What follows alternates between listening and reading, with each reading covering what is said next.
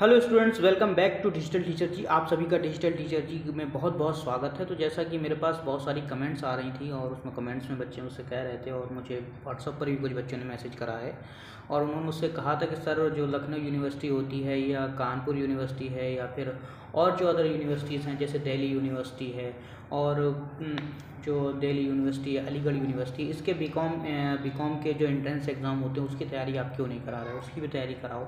तो हमारी टीम ने अब ये डिसाइड करा है कि हम लोग अलीगढ़ मुस्लिम यूनिवर्सिटी रही या दिल्ली यूनिवर्सिटी रही या हमारी लखनऊ यूनिवर्सिटी या गोरखपुर यूनिवर्सिटी है, इन सभी के जो हम है ना अब एंट्रेंस एग्ज़ाम बीकॉम की जो एंट्रेंस एग्ज़ाम होगा, जो बीकॉम का जो एंट्रेंस एग्ज़ाम होगा, एंट्रेंस जो एग्ज़ाम होगा उसकी तैयारी भी अब आपको हमारे डिजिटल टीचर जी चैनल पर मिलेगी। वो भी पूरी तरीके से आपको पूरी तैयारी आपको यहाँ पर मिलेगी और हो सकता है कि हम इस पर सिर्फ बीकॉम नहीं, एमकॉम और बीकॉम के साथ साथ हमारे जो और अदर सब्जेक्ट हैं यूजी के, जैसे बीए है और हमारा बीएससी है, इन सब की तैयारी भी आपको इसी चैनल पर मिलेगी। तो बिना किसी देरी की हमारे चैनल को बिल्कुल सब्सक्राइब करके फैला दो इस वीडियो को। और जैसा कि अभी तक जो अपडेट आया है, जो आपके जब आप लोगों ने मुझसे इतना हमारे चैनल पर इतना आकर रिक्वेस्ट करी है, तो मैंने जो थोड़ा सा रिसर्च करी है, तो रिसर्च में ये पता लगा है जो लखनऊ यूनिवर्सिटी है, लखनऊ यूनिवर्सिटी की जो परीक्षाएं होंगी वो 15 जून से 25 जून के बीच में होंगी। 15 जून से 25 जून दिखा रहा है उनकी वेबसाइट पर। इसी की तरह से जो हमारी गोरखपुर यूनिवर्सिटी है, गोरखपुर यूनिवर्सिटी के जो है ना हमारी 26 जून से जो है ना एंट्रेंस एग्ज़ाम होने की संभावना जताई जा रही है। तो इस तरह से अभी आपके पास 2 महीने लगभग हैं, तो इन 2 महीनों में आप अच्छे से तैयारी कर लीजिए और अच्छे से तैयारी करके अच्छे से एंट्रेंस एग्ज़ाम दीजिए। और कोई भी अगर परेशानी होती है तो स्क्रीन पर जो नंबर आ रहा है उस पर कॉल करके आप हमसे अपनी सभी समस्याओं का समाधान ले सकते हैं। और हाँ, जिस पीडीएफ से मैं पढ़ा रहा हूँ, अगर ये पीडीएफ भी अगर आपको चाहिए तो इस पीडीएफ को भी आप हमसे ले सकते हैं, वो भी बिल्कुल फ्री में, इसका कोई कॉस्ट नहीं है। बस आप हमारे चैनल को सब्सक्राइब कर दें, इतनी सी मेरी आपसे थोड़ी सी गुजारिश है। बाकी हम शुरू करते हैं आज की वीडियो। तो आज की वीडियो बहुत इंटरेस्टिंग होने वाली है। तो आज की वीडियो का तो पहला क्वेश्चन आपकी स्क्रीन पर कह रहा है, दोहरा लेखा प्रणाली का आविष्कार हुआ था। दोहरा लेखा प्रणाली का आविष्कार कहाँ हुआ था? तो दोहरा लेखा प्रणाली का आविष्कार जो हुआ था वो हमारा हुआ था इटली में। ऑप्शन नंबर डी जो है ना वो सही है, राइट आंसर। यहाँ पर आपको ऑप्शन दिखाई भी दे रहे हैं। तो इटली में हमारा हुआ था दोहरा लेखा प्रणाली का आविष्कार। एक चीज़ और बता दूं, जो बच्चों को थोड़ा सा दिमाग में वो रहता है कि सर इसमें कहाँ से सिलेबस आएगा, कौन कौन सा सिलेबस आएगा। तो आपका 10+2 का जो सिलेबस होता है वही सिलेबस इसमें आएगा। और बाकी जितने सिलेबस आते हैं, जैसे इसमें इकोनॉमिक्स आती है, अकाउंट आता है और थोड़ा सा मैथ आता है, और इन सब जो और बाकी जो सब्जेक्ट आते हैं, इन सभी सब्जेक्ट पर मैं अलग अलग वीडियो आपको देता रहूँगा, तो आप चिंता मत कीजिए। चलिए शुरू करता हूँ, मैं अपने दूसरे क्वेश्चन की तरफ चलता हूँ। दूसरा क्वेश्चन आपकी स्क्रीन पर देखो। दूसरा क्वेश्चन क्या कह रहा है? दोहरा लेखा प्रणाली का सर्वप्रथम प्रयोग किस वर्ष किया गया था? तो दोहरा लेखा प्रणाली का जो सर्वप्रथम प्रयोग करा गया था वो 1994 में किया गया था। Option number C is the right answer. इसी के साथ हमारा नेक्स्ट क्वेश्चन नंबर 4 आपकी स्क्रीन पर देखो। क्वेश्चन नंबर 4 क्या कह रहा है कि रोजनामचा में लेखा करने का आधार होता है। रोजनामचा में यानी जो जर्नल एंट्रीज होती है, इसमें जो आपका लेखा करा जाता है वो करने का आधार क्या होता है? तो इसका आधार होता है सौदे की तिथि। Option number C is the right answer, सौदे की तिथि। हाँ, और एक चीज़ और आपको मैं बताता चलूँ साथ ही साथ कि जो आपकी जो एग्ज़ाम होगा एंट्रेंस एग्जाम, वो हिंदी और इंग्लिश दोनों में होता है, तो बिल्कुल फिक्र करने की ज़रूरत नहीं। हाँ, अगर कुछ ऐसे बच्चे हैं जो मुझसे अगर पर्सनली रिक्वेस्ट करें आकर, अगर वो मुझसे कमेंट पर या आप मेरे इंस्टाग्राम अकाउंट पर या फिर मेरे जो चैनल है उसके कमेंट बॉक्स में आकर या फिर जो हमारा स्क्रीन पर जो नंबर आ रहा है उस पर अगर आप कॉल करके मुझसे अगर कहेंगे तो मैं कोशिश करूंगा आपके लिए इंग्लिश में भी आपके से सारे क्वेश्चन, मल्टीपल जो चॉइस क्वेश्चन है वो इंग्लिश में भी लेकर आ सकूँ।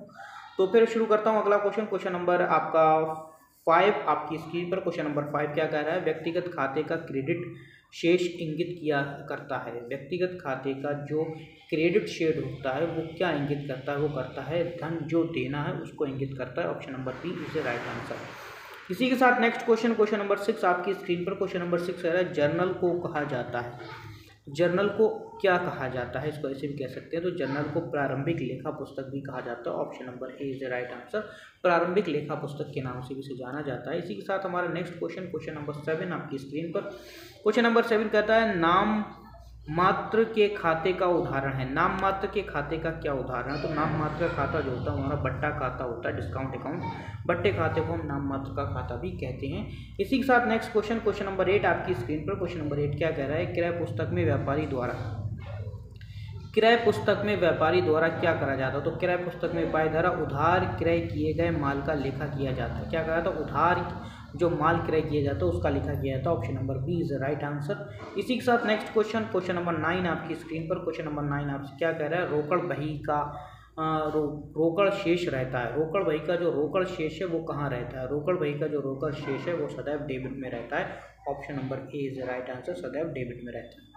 इसी के साथ नेक्स्ट क्वेश्चन नंबर 10 आपकी स्क्रीन पर कह रहा है, लेखांकन प्रविष्टियों के लिए क्या होना चाहिए? तो लेखांकन प्रविष्टियों के लिए व्यापारिक इकाई और उसका स्वामी एक ही माने जाती है। क्या कह रहा है? व्यापारिक इकाइयाँ और उसके स्वामी दोनों एक माने जाते हैं अगर आप प्रविष्टियाँ कर रहे हैं। Option number A is the right answer.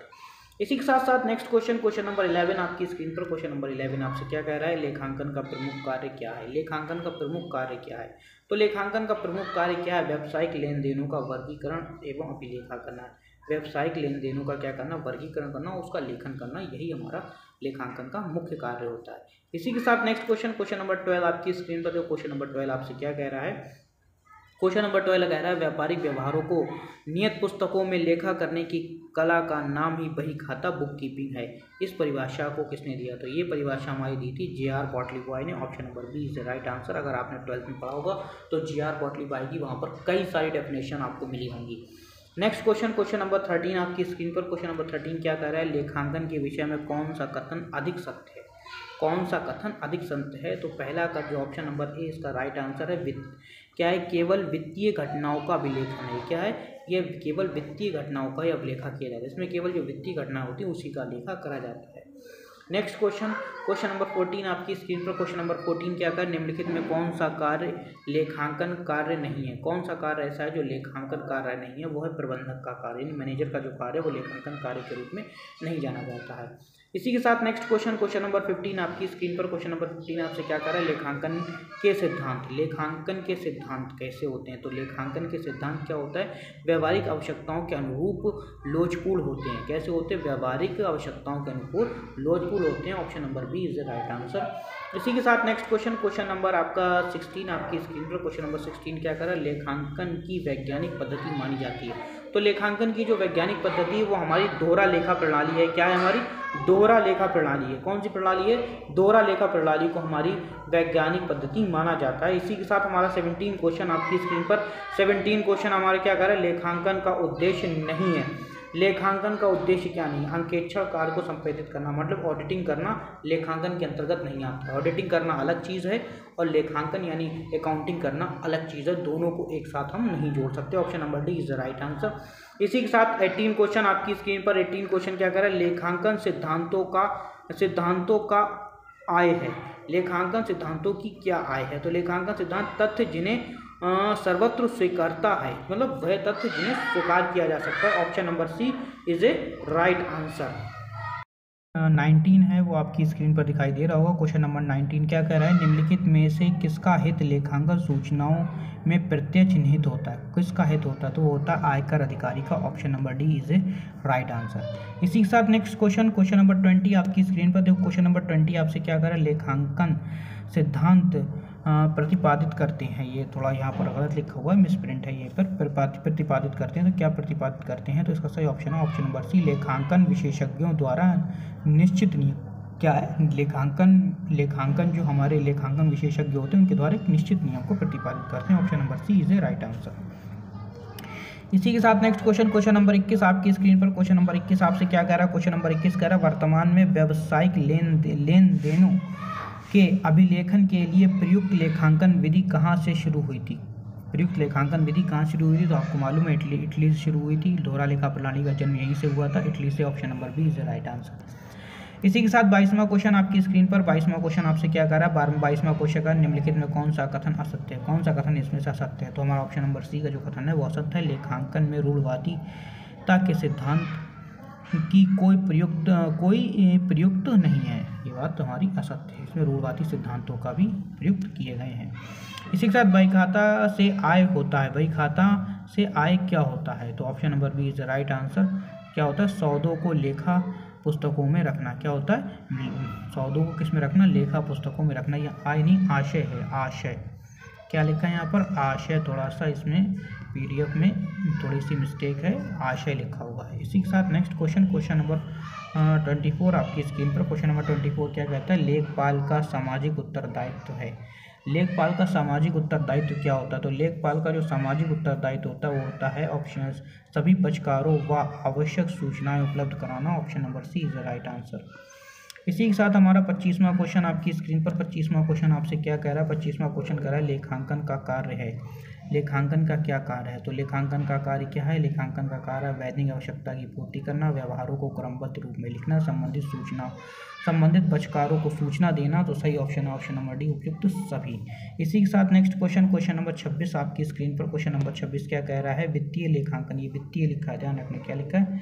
वित्तीय लिखा है, ध्यान रखिएगा यहाँ पर ये वित्तीय लिखा है। वित्तीय लेखांकन का मुख्य उद्देश्य। वित्तीय लेखांकन का क्या मुख्य उद्देश्य है? व्यवसाय की आर्थिक स्थिति ज्ञात करना। Option number A is a right answer. Option number A is a right answer, वित्तीय स्थिति ज्ञात करना। इसी के साथ नेक्स्ट क्वेश्चन नंबर 27 आपकी स्क्रीन पर। क्वेश्चन नंबर 27 क्या कर रहा है? दोहरा लेखा प्रणाली सिद्धांत का अर्थ है। दोहरा लेखा प्रणाली सिद्धांत का क्या अर्थ है? तो इसका अर्थ है प्रत्येक क्रेडिट के लिए डेबिट एवं प्रत्येक डेबिट के लिए क्रेडिट की प्रविष्टि। Option number C is a right answer. इसी के साथ नेक्स्ट क्वेश्चन नंबर 28 आपकी स्क्रीन पर। क्वेश्चन नंबर 28 क्या कह रहा है? क्वेश्चन नंबर 28 आपसे कह रहा है दोहरा लेखा प्रणाली का अर्थ है। दोहरा लेखा प्रणाली का क्या अर्थ है? तो दोहरा लेखा प्रणाली का अर्थ है हर डेबिट के लिए क्रेडिट तथा हर क्रेडिट के लिए हर डेबिट सुनिश्चित करना। Option number D is a right answer. इसी के साथ क्वेश्चन नंबर 29 आपकी स्क्रीन पर। क्वेश्चन नंबर 29 क्या कह रहा है? क्वेश्चन नंबर 29 आपसे कह रहा है कि शब्द दोहरा लेखा प्रणाली का अर्थ है। शब्द दोहरा लेखा प्रणाली का क्या अर्थ है? तो शब्द दोहरा लेखा प्रणाली का अर्थ है हमारा प्रत्येक लेन देन के दोहरे प्रभाव को अभिलिखित करता है। Option number A is a right answer. तो दोहरा लेखा प्रणाली में दोहरे दो बार लेखे किए जाते हैं, एक बार क्रेडिट में एक बार डेबिट में। इसी के साथ क्वेश्चन नंबर 30 आपकी स्क्रीन पर। क्वेश्चन नंबर 30 क्या कह रहा है? दोहरा लेखा प्रणाली पर सबसे पहली पुस्तक लिखने वाले थे। सबसे पहली पुस्तक किसने लिखी? तो सबसे पहली पुस्तक लिखी थी लूकस पैसिओली ने, जिन्हें इसका जन्मदाता भी कहा जाता है, लूकस पैसिओली ने।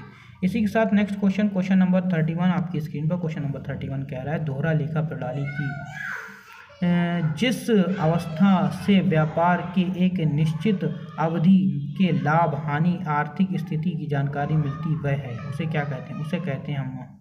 उसको हम कहते हैं उपयुक्त सभी। यहाँ पर उपयुक्त सभी होगा, उसको प्रारंभिक लेखा भी कहते हैं, खतौनी भी कहते हैं, वर्गीकरण भी कहते हैं। यहाँ तक हो जाएगा उपयुक्त सभी। ये थोड़ा यहाँ पर प्रिंट मिस्टेक है। इसी के साथ नेक्स्ट क्वेश्चन नंबर 32 आपकी स्क्रीन पर। क्वेश्चन नंबर 32 आपका क्या कह रहा है? तो क्वेश्चन नंबर 32 आपसे कह रहा है कि दोहरा लेखा प्रणाली की क्रमानुसार 3 अवस्थाएं हैं। कौन सी 3 अवस्थाएं हैं? तो पहली अवस्था है प्रारंभिक लेखा, वर्गीकरण और संग्रहण सारांश। तो option number B is a right answer. इसी के साथ नेक्स्ट क्वेश्चन नंबर 33 आपकी स्क्रीन पर। क्वेश्चन नंबर 33 आपसे क्या कह रहा है? क्वेश्चन नंबर 33 कह रहा है दोहरा लेखा प्रणाली सर्वाधिक लोकप्रिय है क्योंकि यह पूर्णतः वैज्ञानिक प्रणाली है। Option number C is a right answer. इसी के साथ क्वेश्चन नंबर 34 आपकी स्क्रीन पर। क्वेश्चन नंबर 34 आपसे क्या कह रहा है? क्वेश्चन नंबर 34 आपसे कह रहा है दोहरा लेखा प्रणाली के अंतर्गत प्रत्येक व्यवहार का लेखा 2 खातों के विपरीत पक्षों में किया जाता है। Option number D is a right answer. इसी के साथ नेक्स्ट क्वेश्चन नंबर 35 आपकी स्क्रीन पर। क्वेश्चन नंबर 35 आपसे क्या कह रहा है? क्वेश्चन नंबर 35 आपसे कह रहा है कि एक व्यापारिक सौदा प्रभावित करता है। एक व्यापारिक सौदा क्या प्रभावित करता है? तो एक व्यापारिक सौदा प्रभावित करता है अधिक से अधिक 2 खाते। कितने? अधिक से अधिक 2 खातों को प्रभावित करता है, क्योंकि एक डेबिट पक्ष के लिए एक क्रेडिट पक्ष के लिए 2 खातों को प्रभावित करेगा। जैसे मान लो माल परचेज किया, क्रय किया, तो एक परचेज अकाउंट में जाएगा, फिर एक कैश अकाउंट में भी जाएगा वो। इसी के साथ नेक्स्ट क्वेश्चन नंबर 36 आपकी आपकी स्क्रीन पर व्यापार के समस्त लेन देन सर्वप्रथम लिखे जाते हैं। सर्वप्रथम सबसे पहले कहाँ लिखे जाते? तो आपको मालूम है रोजनामचा यानी जर्नल एंट्री में लिखे जाते हैं। Option number D is a right answer. इसी के साथ हमारा नेक्स्ट क्वेश्चन नंबर 37 आपकी स्क्रीन पर व्यापार के लिए टाइपराइटर क्रय किया, इसके लिए सही प्रविष्टि की जाएगी। इसके लिए सही प्रविष्टि क्या की जाएगी? तो इसके लिए सही प्रविष्टि की जाएगी typewriter account debit to cash account. Option number C is a right answer. इसी के साथ नेक्स्ट क्वेश्चन नंबर 38 आपकी स्क्रीन पर। क्वेश्चन नंबर 38 आपसे क्या कह रहा है? क्वेश्चन नंबर 8 से मतलब कह रहा है पसंदगी पर बेचे गए माल की अवधि पुस्तक बंद करने की तिथि तक समाप्त नहीं होती, उस समय जर्नल एंट्री क्या कहलाई जाएगी? उस समय एंट्री कहलाएगी sale return account debit to customers account. Option number A is the right answer. इसी के साथ नेक्स्ट क्वेश्चन नंबर 39 आपकी स्क्रीन पर। क्वेश्चन नंबर 39 आपसे क्या कह रहा है? क्वेश्चन नंबर 39 कह रहा है जब राम ने उधार माल खरीदी तो प्रविष्टि होगी, तो क्या प्रविष्टि होगी? तो प्रविष्टि होगी माल खाता ऋणी और राम खाते से। किससे होगा? माल खाते ऋणी राम खाते से हो जाएगा। Option number D is the right answer. इसी के साथ नेक्स्ट क्वेश्चन नंबर 40 आपकी स्क्रीन पर। क्वेश्चन नंबर 40 आपसे क्या कह रहा है? क्वेश्चन नंबर 40 देखो आपसे कह रहा है कि निम्नलिखित में से कौन लेन देनों को क्रमबद्ध रूप से प्रस्तुत करता है? कौन सा क्रमबद्ध होता है? रोज नामचा होता है, जर्नल एंट्री उसको क्रमबद्ध रूप से प्रस्तुत करती है, डेट बाय डेट प्रस्तुत करती है। इसी के साथ नेक्स्ट क्वेश्चन निम्नलिखित में से कौन सा एक व्यक्तिगत खाता नहीं है? कौन सा ऐसा है जो व्यक्तिगत खाता नहीं है? वो है हमारा डूबत तथा संगत ऋण हेतु संचय जो है वो हमारा कैसा खाता नहीं है? वो हमारा व्यक्तिगत खाता नहीं है। इसी के साथ नेक्स्ट क्वेश्चन नंबर 42 आपकी स्क्रीन पर। क्वेश्चन नंबर 42 कह रहा है खातों का शेष निकालने में किसका प्रयोग किया जाता है? किसका प्रयोग किया जाता है? वो जाता है शेष आगे ले जाया गया। Option number A is the right answer, शेष आगे ले जाया गया। इसी के साथ नेक्स्ट क्वेश्चन नंबर 43 आपकी स्क्रीन पर। क्वेश्चन नंबर 43 क्या है? निम्नलिखित में से कौन सा एक व्यक्ति खाता नहीं है? एक व्यक्ति का खाता नहीं है, कौन सा? तो वह देय विपत्र खाता। Option number D is right answer. इसी के साथ नेक्स्ट क्वेश्चन नंबर 44 आपकी स्क्रीन पर। क्वेश्चन नंबर 44 क्या कह रहा है आपसे? क्वेश्चन नंबर 44 कह रहा है निम्नलिखित में से कौन सा एक नाम मात्र का खाता है? कौन सा नाम मात्र का खाता है? तो किराए का खाता आपका नाम मात्र का खाता कहलाता है। Option number D is right answer.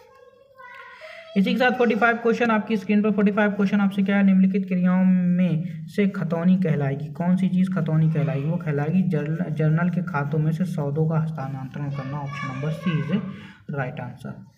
इसी के साथ नेक्स्ट क्वेश्चन नंबर 46 आपकी स्क्रीन पर। क्वेश्चन नंबर 45 आपसे क्या कर रहा है? प्राप्त बिल पुस्तक एक भाग है। प्राप्त बिल पुस्तक एक भाग है, जर्नल का एक भाग होती है। Option number A is the right answer. इसी के साथ नेक्स्ट क्वेश्चन विक्रय वापसी पुस्तक है। विक्रय वापसी पुस्तक क्या है? तो विक्रय वापसी पुस्तक क्या प्रारंभिक लेखों की पुस्तक होती है। Option number B is the right answer. इसी के साथ नेक्स्ट क्वेश्चन नंबर 48 आपकी स्क्रीन पर। क्वेश्चन नंबर 48 क्या कह रहा है? क्वेश्चन नंबर 48 आपसे कह रहा है कि रोज समायोजन के लेखे प्रेरित किए जाते हैं। समायोजन के लेखे प्रेरित किए जाते हैं। किससे प्रेरित किए जाते हैं? सामान्य जर्नल में। किससे? सामान्य जर्नल में प्रेरित किए जाते हैं। इसी के साथ नेक्स्ट क्वेश्चन नंबर आपका 49 आपकी स्क्रीन पर। क्वेश्चन नंबर 49 आपसे क्या कह रहा है? क्वेश्चन नंबर 49 आपसे कह रहा है उधार क्रय का लेखा किया जाता है। उधार क्रय का लेखा कहाँ किया जाता है? तो किया जाता है क्रय बही में किया जाता है। Option number C is the right answer. इसी के साथ आज की पीडीएफ का लास्ट क्वेश्चन नंबर 50 आपकी स्क्रीन पर। एक स्तंभीय रोकड़ बही निम्नलिखित में से किसको अभिलिखित करती है? किसको अभिलिखित करती? तो option number A is the right answer इसका हो जाएगा। Option number A is the right answer, केवल सभी रोकड़ समव्यवहारों को। इसी के साथ हमारी आज की वीडियो समाप्त होती है। आपको कमेंट करके बताइएगा वीडियो कैसी लगी, और कोई भी प्रॉब्लम हो तो स्क्रीन पर जो नंबर आ रहा है उस पर कॉल करके आप अपनी सभी समस्याओं का समाधान पा सकते हैं। तो बिना इसके साथ मिलते हैं हम अपनी नेक्स्ट वीडियो में। तब तक के लिए जय हिंद, जय भारत।